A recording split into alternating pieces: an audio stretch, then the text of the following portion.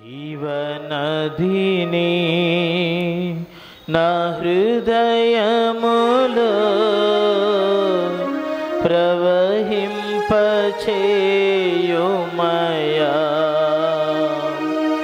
జీవనదిని నా హృదయములో ప్రవహింపచేయుమయా.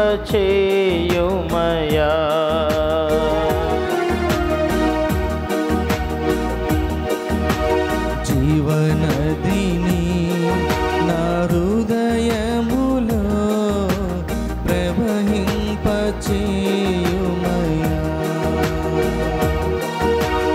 ఎండిన ఎముకలన్నీ మళ్ళీ జీవింపచేయుమయా.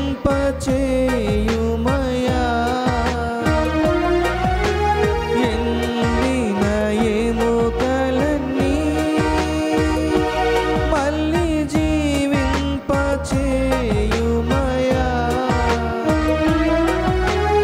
నీ శ్వాసను నీ శక్తితో నడుపుమయా. జీవనదిని నా హృదయములో ప్రవహింపచేయుమయా.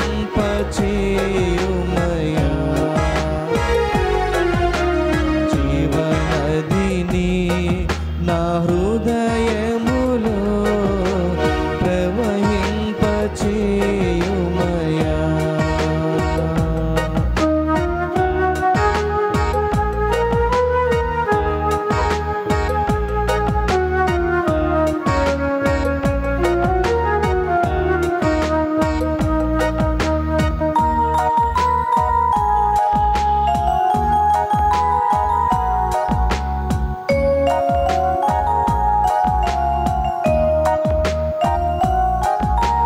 శరీర వాంఛలన్నీ నాలో నశింపచేయుమయా.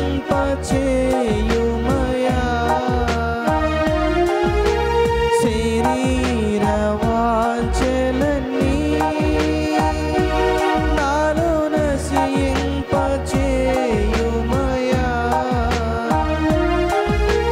నీ ఆత్మ కార్యములు నాలో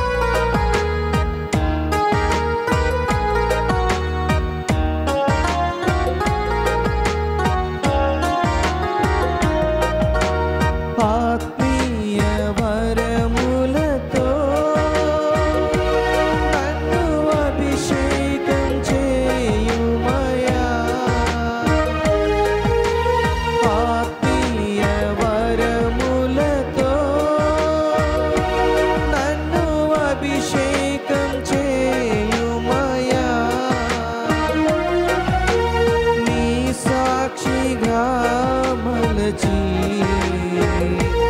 నీయందే జీవింప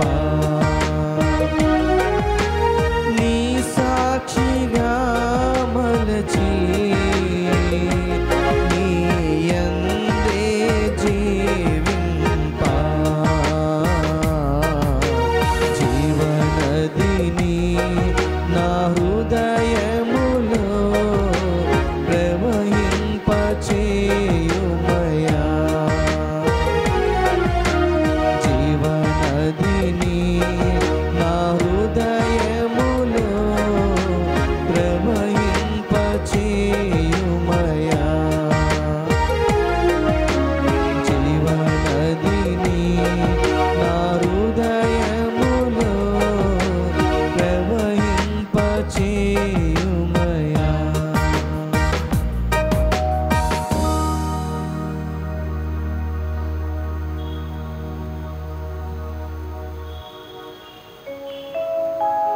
జీవనదిని నా హృదయములో ప్రవహింపచేయుమయా. నిశ్శబ్దంగా ఉండి ఆ మాటలు పదే పదే అనుకుంటూ ఆయన మన హృదయాల్ని నింపమని, నిశ్శబ్దత అనే వస్త్రాన్ని ధరించినట్లయితే ఆయన నేను ఇంకెవరు లేరు అన్న భావనతో ఆ జలాన్ని ప్రవహింపచేయమని అడుగుదాం. తర్వాత అభిషేకించినప్పుడు అభిషేకింపబడిన ఇతరుల కొరకని మన హృదయాన్ని నుండి మన అంతరంగం నుండి ఇతరులకు సేవా భావం కలిగించమని ఆయన నిశ్శబ్దంగా వేడుకొందాం. పరిశుద్ధ పరమ దివ్య సప్రసాదమునకు సదాకాలము ఆరాధన స్తుతి స్తోత్రములు కలుగునుగాక. పరిశుద్ధ పరమ దివ్య సప్రసాదమునకు సదాకాలము ఆరాధన స్తుతి స్తోత్రములు కలుగునుగాక. పరిశుద్ధ పరమ దివ్య సప్రసాదమునకు సదాకాలము ఆరాధన స్తుతి స్తోత్రములు కలుగునుగాక. సోదరి సోదరులారా, మనము తపస్కాలము పూర్తి చేయడానికి ఆఖరి వారంలోకి దిగాము. దీన్ని పరిశుద్ధ వారం అని అంటాము. ఇవన్నీ కూడా మనకు సహాయం చేయడానికి తోడ్పడుతున్నవి. కానీ నిర్ణయం అనేది నీది నాది.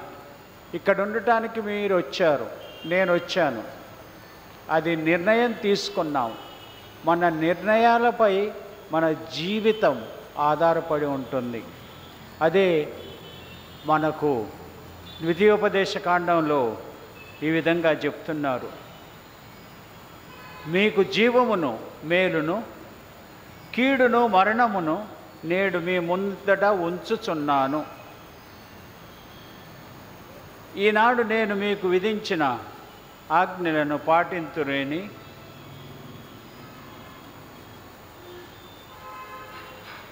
ప్రభువు మేము దీవించును. నేడు నేను భూమి ఆకాశముల సాక్ష్యముగా పిలిచి చెప్పుచున్నాను, జీవమును మరణమును చెప్పుచున్నా, జీవమును మరణమును, ఆశీస్సును శాపమును మీ ఎదుట ఉంచితిని. కనుక జీవమును ఎన్నుకొని మీరు మీ ఎన్నుకొనినా మీరు బ్రతికిపోదురు.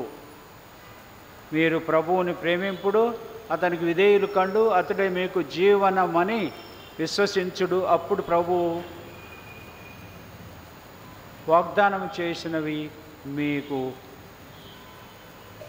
కలుగును.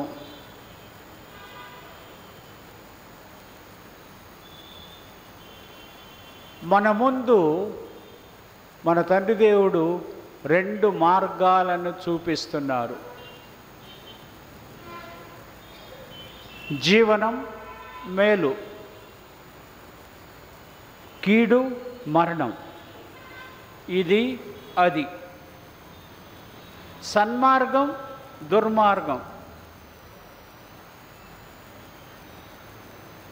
జీవన పదం మరణ హోమం. ధర్మపదం అధర్మపదం. మన ముందుంచారు.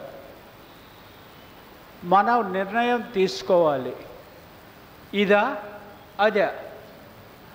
ఇది పాటిస్తే కష్టమైన నీవు విజేతగా నిలుస్తావు.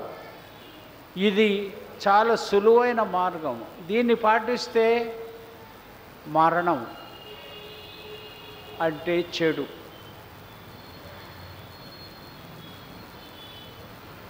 మనం ఇప్పుడు రేపటికి 6 వారాలు పూర్తి చేస్తాము తపస్కాలము. అనేక నిర్ణయాలను తీసుకున్నాం. ఉదాహరణ చూద్దాం. మనం బట్టలు కొనాలని షాపుకు పోయినప్పుడు ఈ రంగా ఆ రంగా, ఇదే అదే అని నిర్ణయం తీసుకుంటాం. ఆ నిర్ణయాన్ని పట్టి దాన్ని లేకపోతే ఇంకొక దాన్ని ఎన్నుకుంటాం.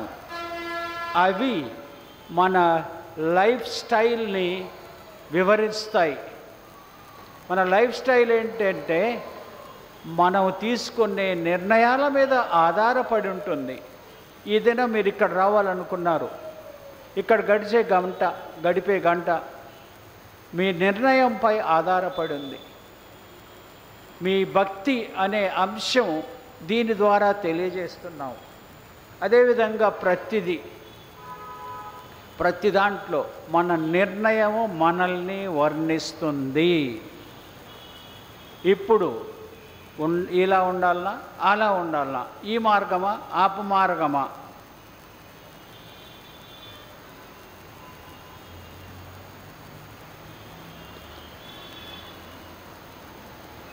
మొదటి వారంలో యేసు ప్రభు పరీక్షకు గురయ్యారు.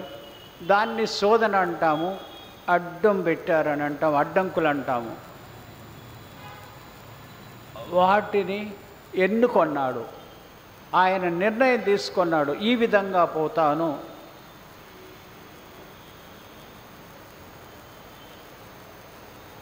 ఒకటి ప్రార్థన, 2 సత్కార్యాలు, 3 ఉపవాసం.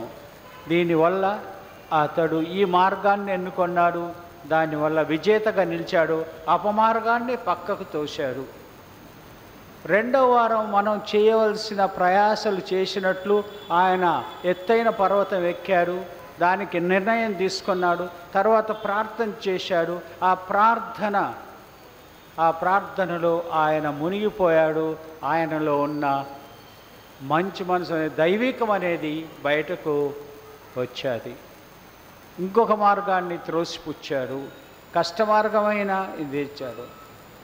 దాని తర్వాత 3వ వారంలో మనకు పరివర్తనకు పిలుపు.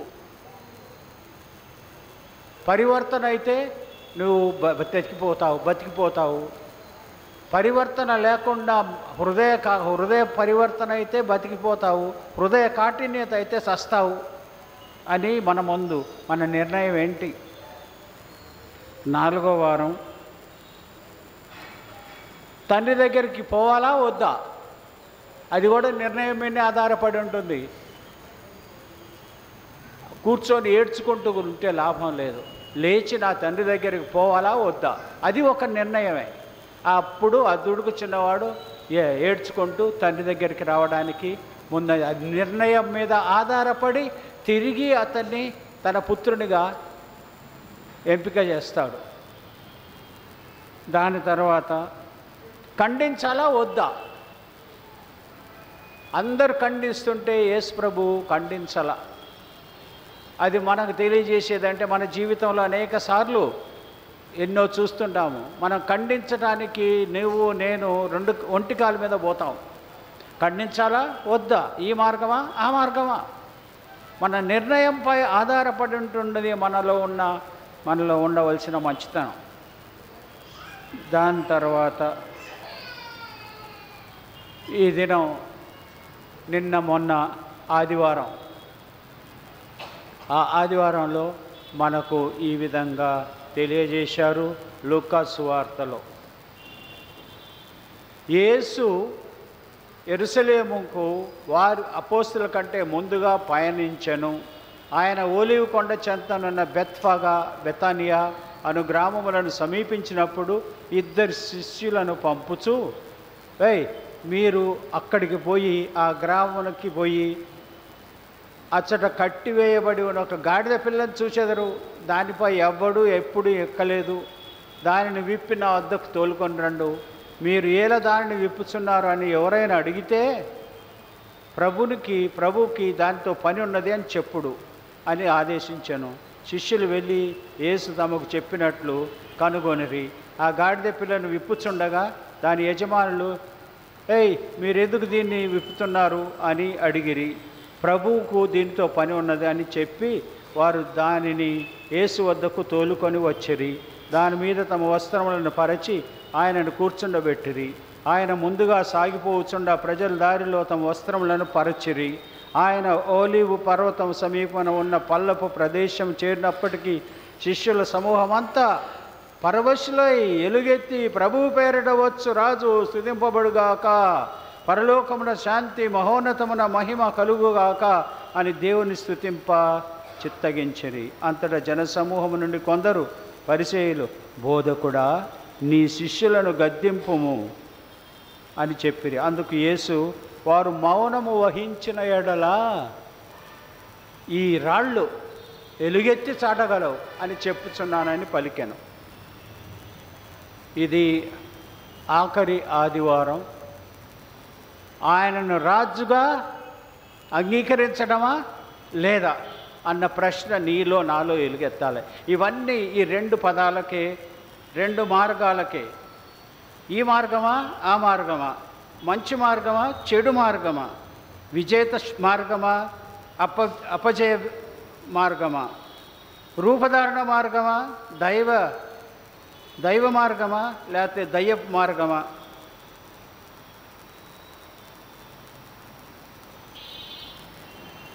కృప చూపే మార్గమా కృపరహిత మార్గమా? ఏది నీ నిర్ణయం? నీ నిర్ణయంపై నీ జీవితము, నీ జీవితాశయాలు ఆధారపడి ఉంటున్నవి.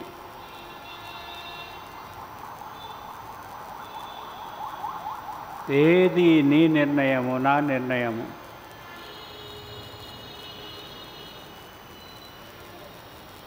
యేసురాజా, నీవే నాకు కావాల్సింది, నాకు వేరేది అవసరం లేదు.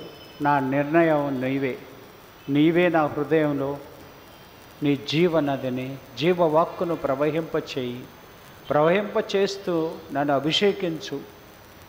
అభిషేకించిన తర్వాత నేను ప్రతి చోట నీ వెలుగే చూపినట్లు నన్ను దీవించు.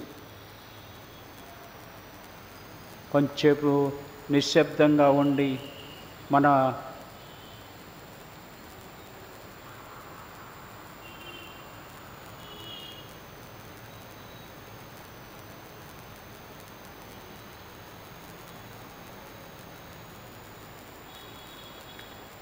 సాధారణంగా చెప్పాలంటే మొట్టమొదట మంచి వ్యక్తిగా ఉంటాను అన్న నిర్ణయం, దాని తర్వాత ఎక్కడ, కుటుంబంలో, మనం ఉన్న చోట, పనిచేసే చోట, మనం ఇతరులను కలిసిన సమయం, ఇతరులతోటి మాట్లాడే పద్ధతి, సన్మార్గమా దుర్మార్గమా? సన్మార్గము జీవనం, దుర్మార్గము మరణం. కేవలం భౌతిక మరణాన్ని గురించి కాదు, మానసిక మరణం, ఆధ్యాత్మిక మరణం. నీ సోదరా సోదరి, నీ నిర్ణయం ఏంటి?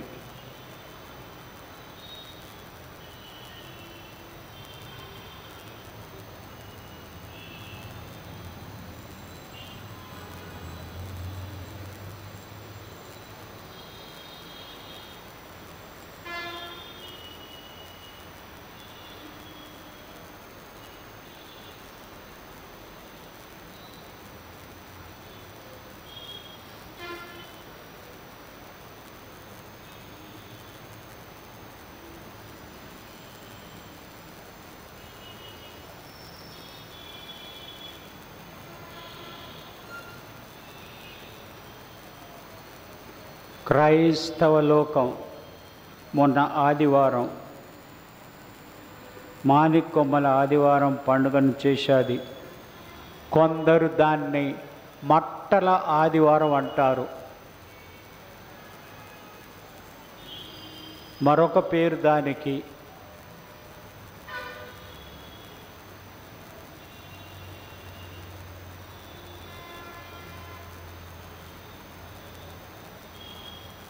పాటుల ఆదివారం,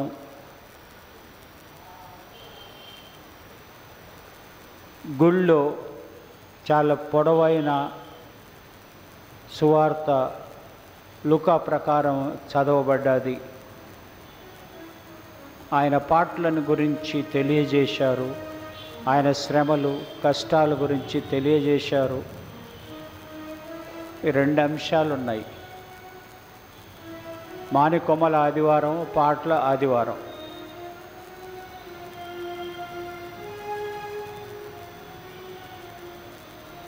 సాంప్రదాయకంగా ఈ పండగ అయిన తర్వాత మనము పరిశుద్ధ వారములో కాళ్ళు పెడుతున్నాం. ఏం పండుగ అని ప్రశ్నిస్తే యేసు యెరూషలేము ప్రవేశించిన పండుగ.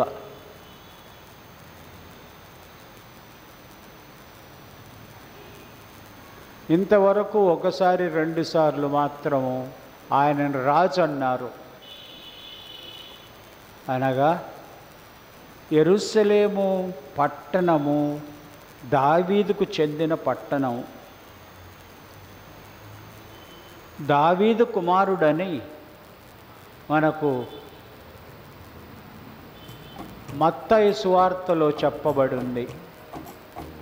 దావీదు కుమారుడు, దావీదు రాజు, ఆ రాజు కుమారుడు యేసు, దావీదు వంశము, యూదా గోత్రము, అబ్రహాముని పుత్రుడు. తన తండ్రి అయిన దావీదు పట్టణాన్ని అందుకోబోతున్నాడు, అందులో ప్రవేశించాడు, ఆయన రాజుగా ప్రవేశించాడు. రాజరికం అన్నది మొదటి నుంచి ఉన్నది. జూదుల రాజు ఎక్కడ పుట్టాడు అని ఆ ముగ్గురు జ్ఞానులు అడుగుతారు హేరోదు రాజుని. ఆ చిన్న పిల్లవాడు జూదుల రాజు అనగానే ఆయనకి గుండె దడవలేసింది. అయినా యూదుల రాజు ఎక్కడ? ఈయనే.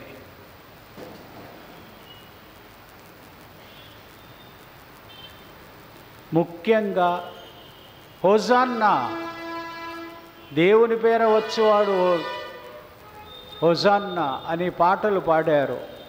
అంటే ఆయన రాజుగా ఈ పట్టణాన్ని చేకొనబోతున్నాడని ప్రజలు ఆయన రాజుగా ప్రకటించారు. అందుకని ఈ పాటల ఆదివారంలో, ఈ పరిశుద్ధ వారంలో ఆయనను అనేకసార్లు రాజుగా ప్రకటిస్తారు.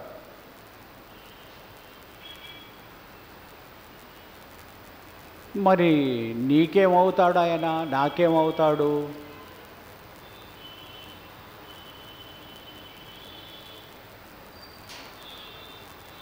పిలాతుడు అడిగాడు, నువ్వు జూదుల రాజువా?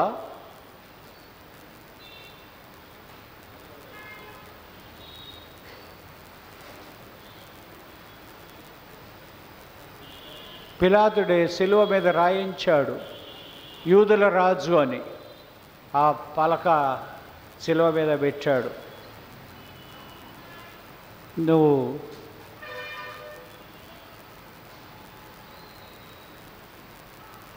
అని ఈ విధంగా కొన్నిసార్లు ఆయనను రాజుగా పరిగణింపచేశారు. కానీ ఆయన రాజత్వం ఈ లోకానికి సంబంధించింది కాదని గట్టిగా ఆయన పిలాతును ముందు తెలియజేశాడు.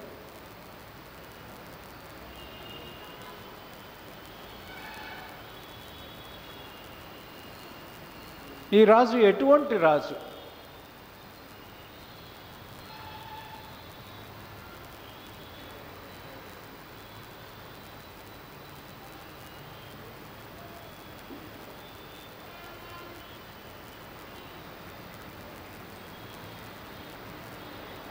ఈయన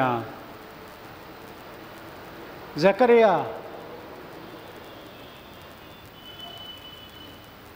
ప్రవచనంలో చెప్పబడిన రాజు. సియోను కుమార్తె, నీ రాజు నీ దగ్గరకు వచ్చుచున్నాడు.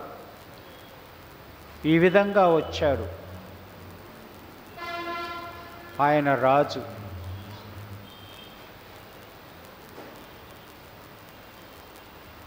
ఆయన ఏ విధంగా వచ్చాడు? గాడిద మీద వచ్చాడు.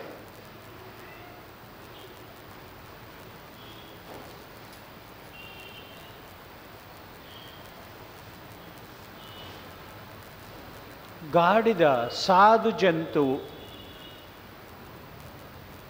మనం సాధారణంగా చూసే గాడిదలు అరుపులు తప్ప ఎప్పుడు కొట్లాడినట్టు నేను చూడలా. నరుస్తూ ఉంటాయి. ఎంత బరువేసినా మోసుకొని పోతూనే ఉంటాయి. నిదానమైన ఎంత ఎత్తు పల్లాలున్నా కానీ నడుస్తూనే ఉంటాయి. ఆ కాలంలో ఈ లక్షణాలతోటే కాక దానికి ఒక లక్షణం ఉన్నది. సాధు జంతువు, యుద్ధానికి పనికొచ్చేది కాదు.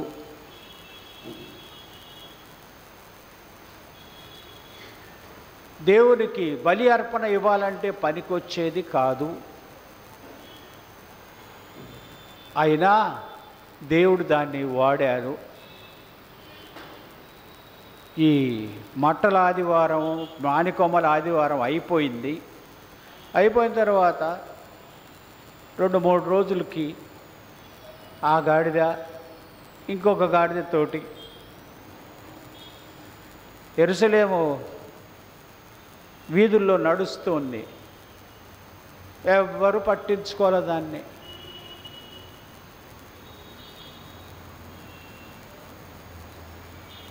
అప్పుడు యేసు కూర్చున్నారు. ఆ గాడిద అంటది, ఏంటి మనుషులు ఎవరిని పట్టించుకోవటం లేదు నన్ను? మొన్న అయితే అందరూ కళ్ళు నా మీదనే ఉన్నాయి అని అంటది. అవతల గాడిద ఏమంటది, మొన్న అందరి కళ్ళు ఎందుకు నీ మీద ఉన్నాయి? నా మీద ఉండటమే కాదు, నా ముందు బట్టలు పడిచారు, నా మీద బట్టలు పడిచారు, నేనే వాళ్ళకి సెంటర్ అయిపోయినా అని అంటుంది. అప్పుడు నీ మీద కూర్చున్నది ఎవరని అంటుంది. యేసు అనే ఒక ఆయన కూర్చున్నాడు. అది ఆయన కూర్చున్నబట్టే నీకు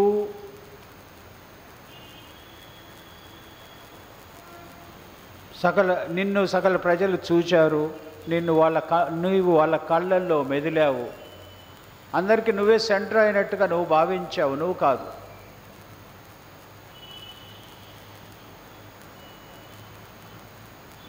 ఓహో అట్లనా, రాజు వచ్చిండు అని సమర్థించుకుంటుంది. ఆ విధంగా ఆయనతో సహవాసం చేసినట్లయితే ఆయన ఇచ్చే బహుమానం ఆయన ఇస్తూ ఉంటాడు. ఆయన లేనిది మనం సున్నా అన్న భావన మనకు ఈ కథలో తెలుస్తుంది. ఆయన గార్ధబం మీద వచ్చారు. గార్ధబం మీద వచ్చినట్లు ఆ గార్ధబాన్ని వాడే రాజు ఎప్పుడు శాంతి కాముకుడు. శాంతిని ప్రకటించేవాడు, శాంతిని ప్రచారం చేసేవాడు, ధర్మాన్ని పాటించేవాడు, అధర్మాన్ని ఖండించేవాడు. అంటే ఈ రాజు దావీదు రాజు కుమారుడు రాజుగా, శాంతి కాముకమైన రాజుగా, శాంతిని ప్రకటించే రాజుగా, శాంతిని ఇచ్చే రాజుగా ఆయన ఆ గాడిదపై సవారి చేశారు. అనగా శాంతి కోసం అని. ఆ శాంతిని మనం అంగీకరించడానికి నిర్ణయం తీసుకొని, యేసువా నీవే నా రాజా అని మన నిర్ణయం ప్రకటిస్తూ ఆయనను మన మనసులో అంగీకరించినట్లయితే జీవజలం మనలో పారుతుంది.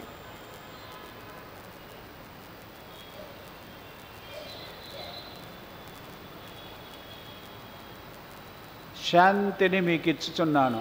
కానీ ఆనాటి ప్రజలు, యెరూషలేములో ఉన్న ప్రజలు మాత్రం ఆయనను అంగీకరించలేదు. అందుకోసమని ఇప్పుడు మనం చదివిన దాంట్లో 1941లో ఆయన ఏడుస్తాడు అల్లని చూచి. కోడి పిల్లలను కోడి ఏ విధంగా దగ్గర తీసుకొని సంరక్షించడానికి ప్రయత్నిస్తుందో అలా నేను చేశాను, అయినా మీకు మనసు రాలేదు, మీ హృదయ కాఠిన్యత అలాగే ఉందని ఆయన ఏడుస్తాడు. తన తండ్రి తనకు ఇచ్చిన నిర్ణయాలని ఆయన చేసుకుంటూ ముందంజ వేశాడు. ఆయన అర్పించే ఈ 2 బాటల్లో జీవాన్నిచ్చే బాటను పాటించమని, దాన్ని నడవమని ఆయన ఎన్నిసార్లు చెప్పినా కానీ యెరూషలేము ప్రజలు హృదయ కాఠిన్యత వల్ల దాన్ని పాటించలేదు. మరి నీవు నేను పాటించటానికి ప్రయత్నిస్తున్నామా? రాజాదిరాజా,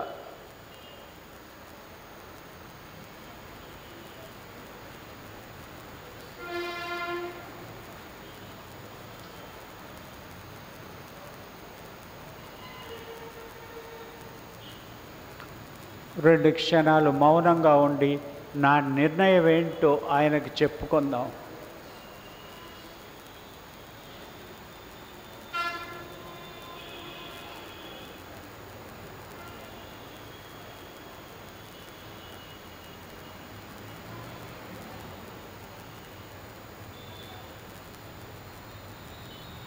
అంగీకరించావా?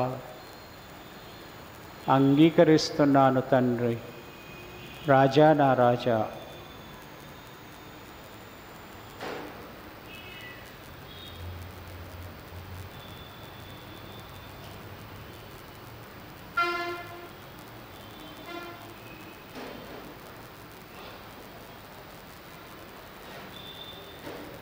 రండి ఆరాధించుదాం యేసురాజుని, ఆయన తండ్రిని. ఆ పాట పాడుకుందాం.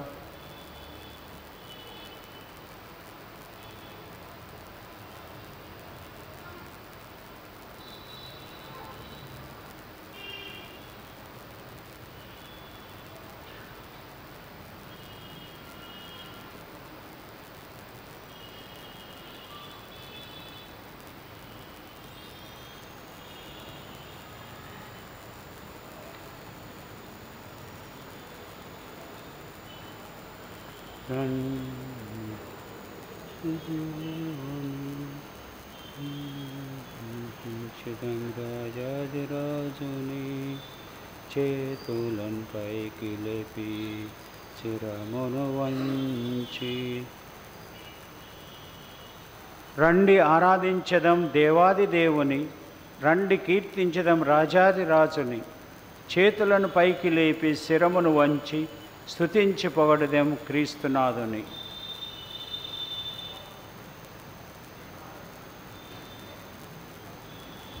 రండి ఆరాధించేదం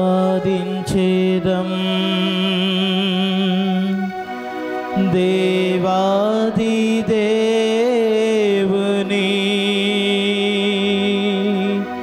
రండి కీర్తించేదం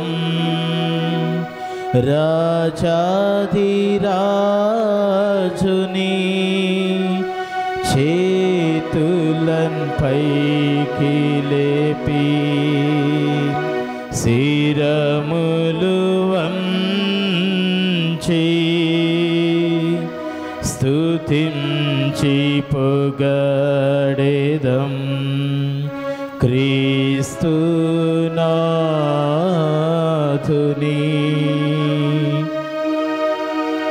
రండి ఆరాధించేదం దేవాది దేవుని, రండి కీర్తించేదం రాజాదిరాజుని చేతులన్ పైకి లేపి శిరములు వంచి స్తుతించి పొగడెదం క్రీస్తునాథుని.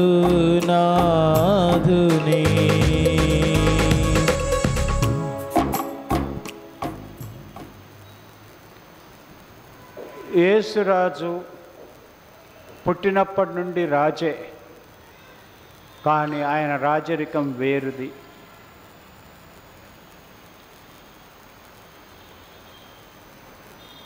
ప్రవచనాలని పరిపూర్తి చేసిన రాజు. ఆయన వస్తాడు, వచ్చి మన హృదయ తలుపుని తడతాడు. అప్పుడు మనం తెరిచినట్లయితే రాజు వచ్చి మనతో భోజనం చేస్తానని, మనతో సఖ్యతగా ఉంటానని, మన స్నేహితుడిగా ఉంటానన్న భావన మనకు తెలియజేశారు. మరి నీ నిర్ణయం ఏంటిది? తలుపు తెరిచి ఆయన్ని అంగీకరించడమా, నువ్వే నా రాజువి అని చెప్పడమా?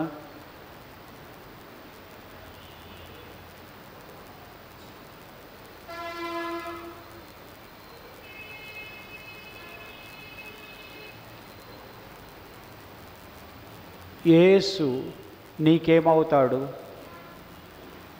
దేవుడు, సోదరుడు, రక్షకుడు,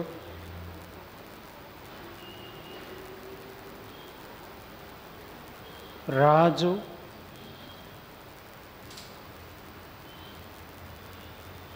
ప్రేమించే రాజు, దీవించే రాజు, కరుణించే రాజు, క్షమించే రాజు, దయామయ రాజు,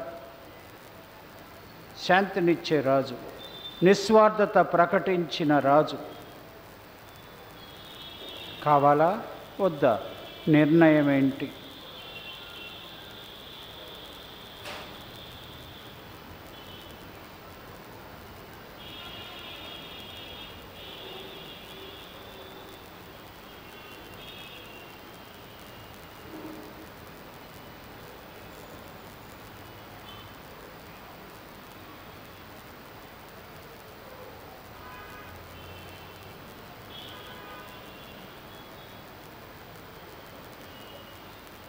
ఆ రాజు నియంత కాదు, నియంత కాదు, యుద్ధప్రియుడా కాదు, భోజన ప్రియుడా కాదు, స్త్రీలోలుడా కాదు, చౌకీదారా కాదు, దొంగ కాదు, మరెవరు?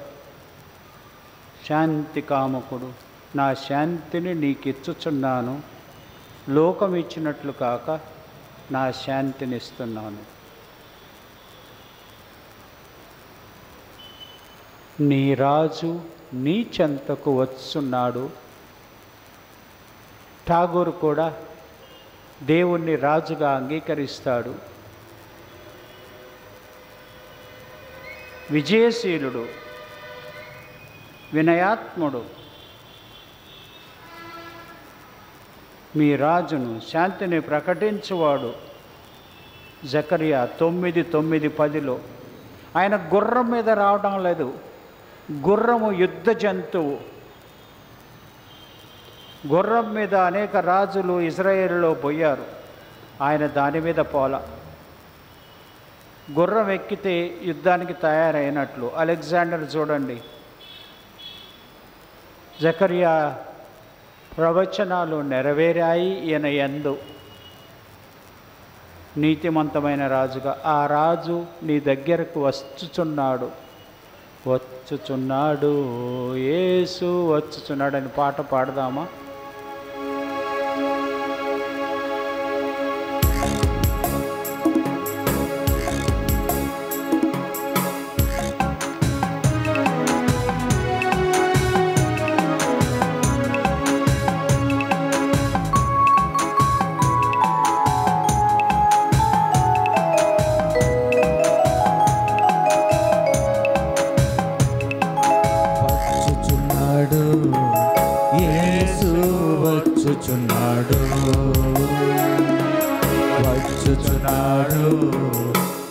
యేసు వచ్చుచున్నాడు.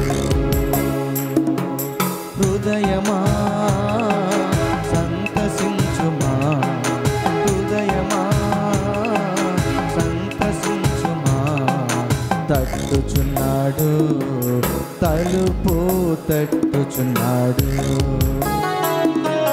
తట్టుచున్నాడు, తలుపు తట్టుచున్నాడు.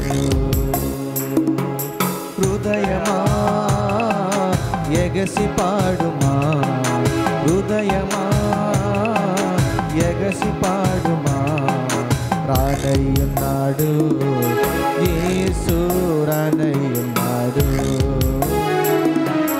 రానయ్యున్నాడు యేసు, రానయ్యున్నాడు. హృదయమా అడిగి చూడుమా, హృదయమా అడిగి చూడుమా, హోసానా యేసునకు హోసానా, హోసానా యేసునకు హోసానా. హల్లెలూయా యేసునకు హల్లెలూయా, హల్లెలూయా యేసునకు హల్లెలూయా, హల్లెలూయా యేసునకు హల్లెలూయా. హోసానా యేసునకు హోసానా. వచ్చుచున్నాడు యేసు, వచ్చుచున్నాడు, వచ్చుచున్నాడు యేసు, వచ్చుచున్నాడు. హృదయమా సంతసించుమా, హృదయమా సంతసించుమా, రానయ్యున్నాడు యేసు, రానయ్యున్నాడు, రానయ్యున్నాడు యేసు, రానయ్యున్నాడు. హృదయమా అడిగి చూడుమా, హృదయమా అడిగి చూడుమా. ఇప్పుడు నేను కొన్ని వాక్యాలు చెప్పబోతున్నాను. ప్రతి వాక్యం తర్వాత నిశ్శబ్దం కొంతసేపు. మీరేమనుకుంటారు? యేసురాజా, ప్రభు, నేను నిన్ను విశ్వసించున్నాను, నా విశ్వాసాన్ని పెంచు.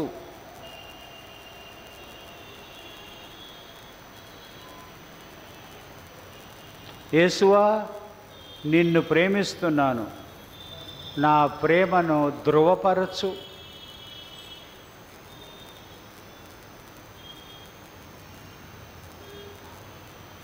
యేసురాజా, నా పాపాలకు పశ్చాత్తాపపడుచున్నాను, నా పశ్చాత్తాపాన్ని అంగీకరించు.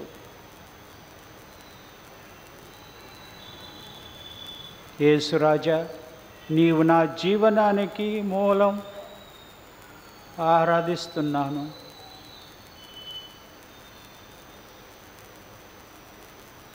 నీవు నాకు అంత్యం, నీ కొరకు ఆశిస్తున్నాను. నాకు నీవు నిరంతర సహాయ నిధివి, నిన్ను స్తుతిస్తున్నాను. యేసురాజా, నీవు నన్ను కాపాడువాడవు, నీ సహాయాన్ని అర్థిస్తున్నాను.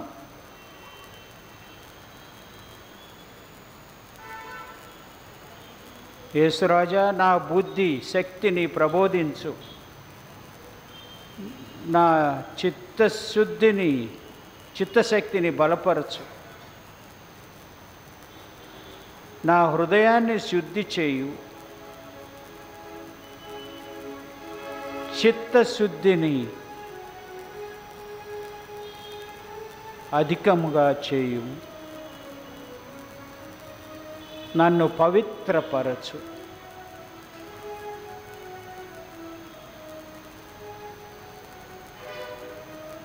నీవు కోరేది నేను చేసేటట్లు, నీవు కోరిన రీతిగానే, చేసిన రీతిగానే నేను చేసేటట్లు,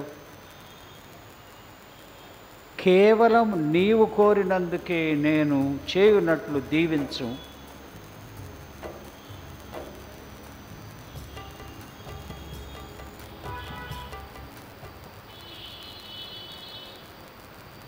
నాపై అధికారం చేసే వాళ్ళందరినీ, నా కింద పనిచేసేవారిని, నా మిత్రులను శత్రువులను ప్రేమ గౌరవంతో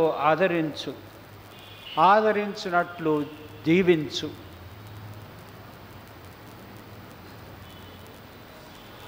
నా కోపాన్ని శాంతంతో, దురాశను ఔదార్యంతో,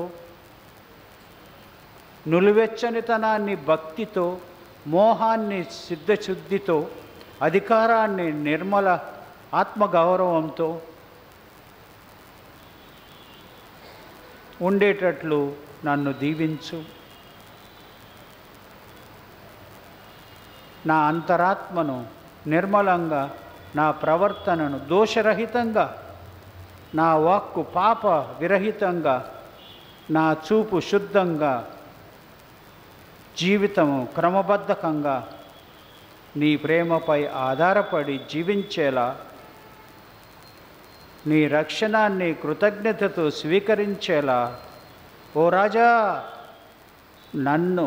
మమ్ము దీవించు, ఆశీర్వదించు. మీ రాజ్యం ఓ రాజా నాకు వచ్చునుగాక, మాకు వచ్చుగాక.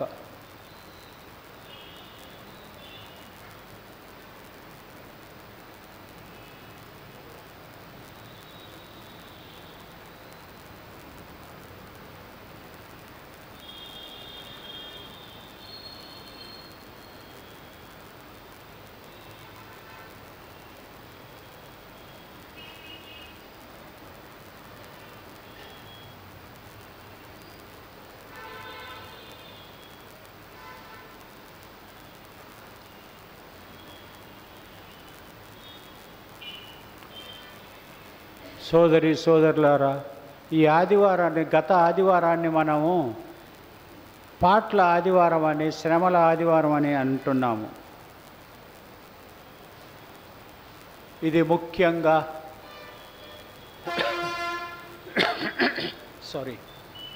యెషయా ప్రవచించిన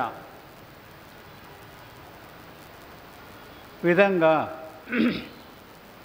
50వ అధ్యాయంలో ఆయన శ్రమలను గురించి తెలియజేశాడు. ఎన్నో వందల సంవత్సరాల క్రితం ప్రవచనం ఈయన యందు నెరవేరేది. ఎంతవరకంటే ఆయన ఏ విధంగా తన చెంపలు అర్పించి తన గడ్డాన్ని వాళ్ళు గుంజేసినట్లు, ఎంట్రుకలు తన వీపు మీద కొట్టినట్లు, పొలాన్ని దున్నినట్లు ఇవన్నీ మనకు తెలియజేస్తూ ఆ శ్రమలు అనేవి మన కళ్ళ ముందు పెట్టుచున్నాడు. ఈయన యందు నెరవేరాయి. ప్రవచనాల్ని నెరవేర్చిన రాజు, సేవాంకితుడైన రాజు, శాంతికాముకుడైన రాజు, తన ప్రజల క్షేమం కొరకు తన ప్రాణాన్ని దారబోయడానికి సిద్ధంగా ఉన్న రాజు, దారబోసిన రాజు, ప్రజలను ప్రేమించిన రాజు, దీవించే రాజు,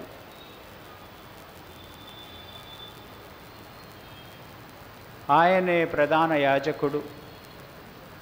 యాజకుడుగా మన కొరకు బలి అర్పణ చేసి తండ్రితో సమాధానం తీసుకొచ్చాడు.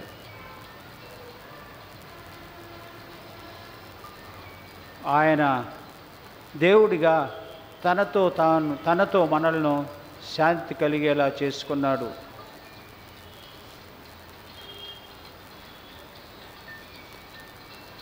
ఆయన బలి అర్పణ తన రక్తం ద్వారా ఇతరులకు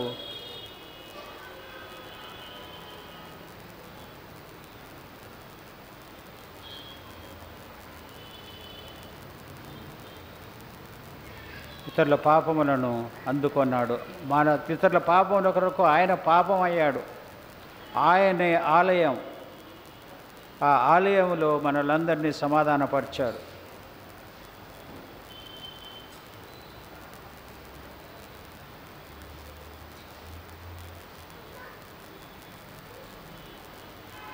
శ్రమల ఆదివారం. మరి శ్రమలు మనం కూడా పడుతూ ఉన్నాము. కష్టాలు సుఖాలు అన్నీ మనకున్నాయి. బాధలు, జబ్బులు, జ్వరాలు ఇవన్నీ ఈ పరిశుద్ధ వారంలో మన కష్టాలని, మన బాధలని, మన చేతగానితనాన్ని, అనారోగ్యాన్ని అన్నీ ఆయన బాధలకు తోడు చేసి ఏ విధంగా మన బాధలు కూడా ఆయన బాధలతో కలిసినప్పుడు లోక కళ్యాణానికి దారితీస్తున్నామని గ్రహించి మన బాధల్ని ఇదిగో నేను నీకు అప్పగించున్నాను అని చెప్పడం మనము ఆయన నుండే నేర్చుకోవాలి. మనల్ని కష్టపెట్టేవారు, దేవా వాళ్ళు చేసేది వాళ్ళకి తెలియదు, వాళ్ళని క్షమించు అని చెప్పడం నేర్చుకోవడం, అది అగ్రశిఖరం మీద ఉన్న క్రైస్తవత్వ జీవితం.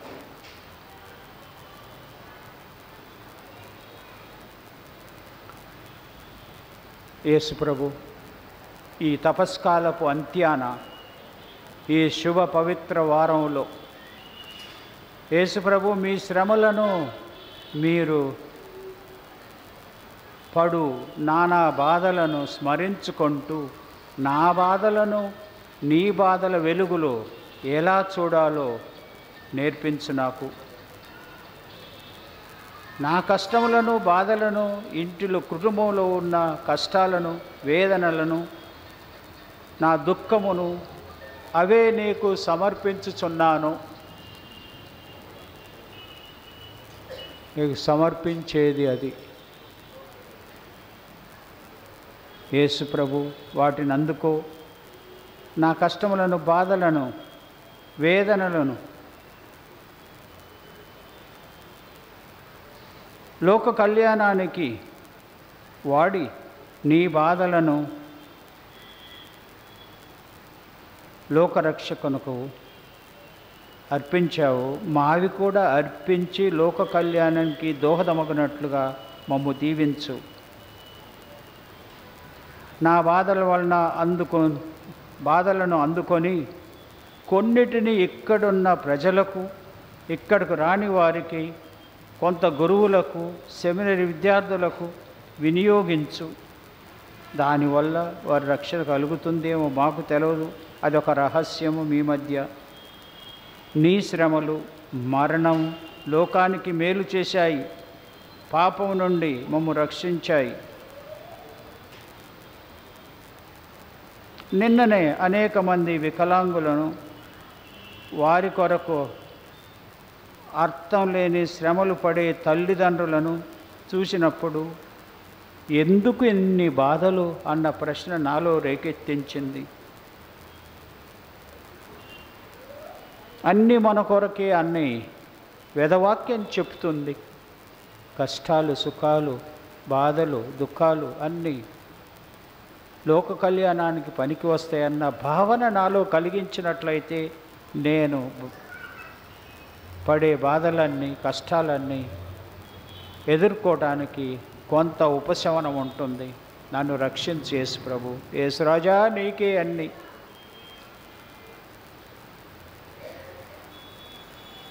సోదరి సోదరులారా, నిర్ణయం, యేసు నిర్ణయం ఈ పరిస్థితికి ఆయన తీసుకొచ్చేది. దానివల్ల నీకు నాకు తెలిసేది ఏంటంటే నీ నిర్ణయము, నా నిర్ణయము మన జీవన శైలిని వివరిస్తాయి. నీ నిర్ణయం ఆయన ప్రక్క, ఆయనకు వ్యతిరేకంగానా, ఆయన రాజుగా అంగీకరించటమా లేదా అన్న ప్రశ్నతో కొంచెం ఆలోచించాను.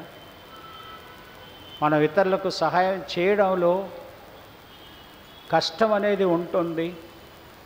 మంచిని కష్టం లేకుండా ఎప్పుడు చెయ్యలేము. పోయిన వారం ఒకరుండి అన్నారు, దాని తర్వాత ఆలోచించాను.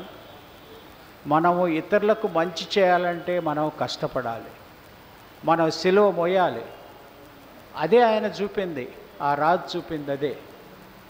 ఒకరెవరో ఉండి అన్నారు, ఫాదర్ ఎప్పుడో కొద్దిగా ఎగ్జాంపుల్ చెప్పండి అంటే నేను అనుకున్నాను ఇది చెప్తే బాగుంటుందని. యోహాను సువార్త 10వ అధ్యాయం 10వ వచనం నన్ను సవాల్ చేసింది. నేను నీ కోసం జీవం ఇచ్చాను, నీవు ఇతరుల కోసం ఏం చేస్తున్నావు? నేను వచ్చింది జీవం ఇవ్వటానికి. I came to give life, I life in abundance. నువ్వేమిచ్చావు అన్న ప్రశ్న నా ముందు నేర్పాడు. అప్పుడు ఒక వ్యక్తి కిడ్నీ పాడైందని పిల్లలు చిన్నవాళ్ళని చెప్పారు. ఆ విధంగా దానానికి ఒడిగట్టాను. దేవుడు నన్ను సురక్షితంగా ఉంచుతున్నారు. అంటే జీవజలాన్ని ఆయన ప్రవహింప చేస్తే, కొంతైనా మనలో మార్పు వస్తే, ఇతరులకు సహాయం చేసే వ్యక్తులుగా, అభిషేకింపబడిన వ్యక్తులుగా మనం ఎదుగుతామని చెప్పలేక చెప్తున్నాను. ఎందుకంటే నా గురించి నేను చెప్పుకోవడం మంచిది కాదు, కానీ వాళ్ళు చెప్పారు, ఆ మాట విన్నాను. విన్న తర్వాత చెప్పాలా దేవా అంటే, నువ్వు నాకు సాక్ష్యం ఇవ్వాలన్నారు. ఈ విధంగా యేసుని రాజుగా అందుకుంటే సిలువ తప్పదు. తన ప్రజలను మన ప్రజలుగా చేసుకుంటూ ముందంచె వేద్దాం. చివరిన మళ్ళీ ఒక స్టాన్జా పాడదాము. వచ్చుచున్నాడు యేసు, వచ్చుచున్నాడు. ఇప్పుడు ఈ ఆశీర్వాద వచనం చేసేటప్పుడు మీరు కూడా రండి యేసు, కమ్ లార్డ్ జీసస్ కమ్ అని చెప్పండి. వచ్చుచున్నాడు.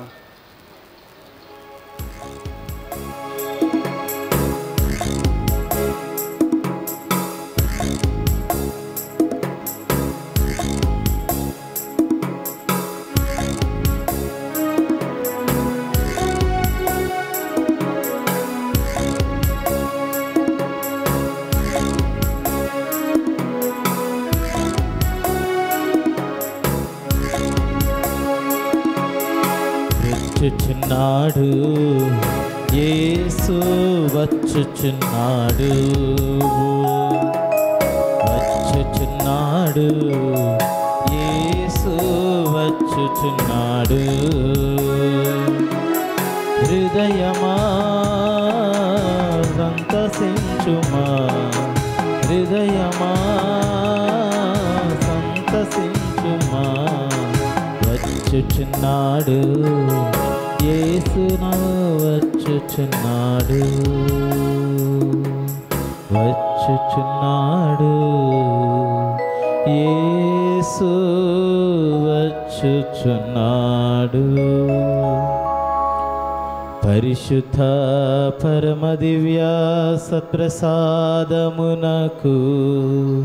సదాకాలము ఆరాధనయు స్తుతి స్తోత్రము నమస్కారము కలుగునుగాక.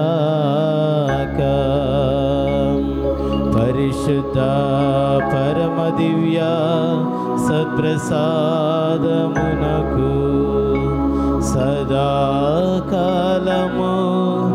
ఆరాధనయు స్తుతి స్తోత్రము నమస్కారము కలుగునుగాక. పరిశుద్ధ పరమ దివ్య సత్ప్రసాదమునకు సదాకాలము ఆరాధనయు స్తుతి స్తోత్రము నమస్కారము కలుగునుగాక.